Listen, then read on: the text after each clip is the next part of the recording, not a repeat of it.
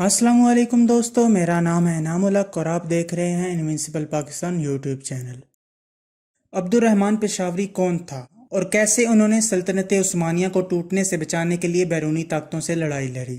Turkish drama serial Ertugrul میں عبد الرحمن الب کا کردار ادا کرنے والے جلال آل نے عبد الرحمن پشاوری کو شاندار خراج تحسین پیش کیا ہے، جس میں انہوں نے کہا ہے کہ عبد الرحمن پشاوری ایک پاکستانی شیر تھے جو ترکوں کے لیے آخری دم تک لڑتے رہے۔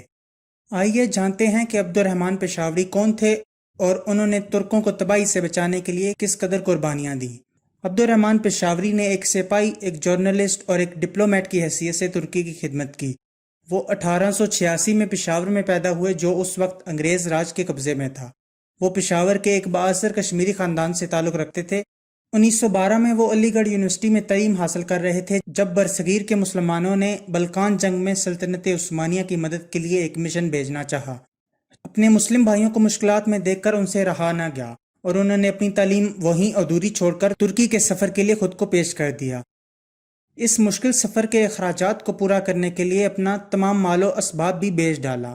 یہ پہلا موقع تھا کہ برصغیر کے مسلمانوں نے اپنے ترکش بھائیوں کے لیے کسی قسم کی مدد بھیجی ہو۔ عبد الرحمن نے بلقان جنگ میں ترکش فوجیوں کی مدد میں بڑھ چڑھ کر حصہ لیا۔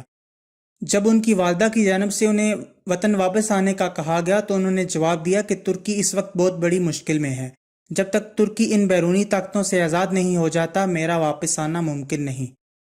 دوستو، جنگ کے بعد عبد الرحمن نے ہندوستان واپس آنے کی بجائے ترکی میں ہی رہنے کا فیصلہ کیا اور عثمانی آرمی میں لیفٹیننٹ کے طور پر بھرتی ہوئے۔ 1914 میں پہلی جنگ عظیم کا آغاز ہوا، جس میں ترکی نے برطانیہ، روس اور فرانس کے خلاف جرمنی کا ساتھ دیا۔ عبد الرحمن نے استنبول اور بیروت میں ٹریننگ مکمل کرنے کے بعد اس جنگ میں حصہ لیا۔ انہوں نے مصطفیٰ کمال اتا ترک کی کمانڈ میں گیلپلی کیمپین میں ترکش آرمی کی جانب سے لڑائی لڑی، جس میں ترکی کو شاندار فتح حاصل ہوئی۔ جنگ کے دوران وہ 3 بار شدید زخمی بھی ہوئے۔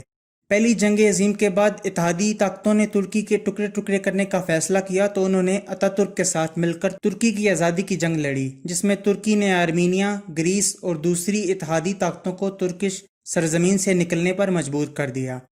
ترکی کی آزادی کے بعد انہوں نے کچھ عرصہ ترکی کی پہلی نیوز ایجنسی انادولو ایجنسی میں جرنلسٹ کے طور پر بھی کام کیا۔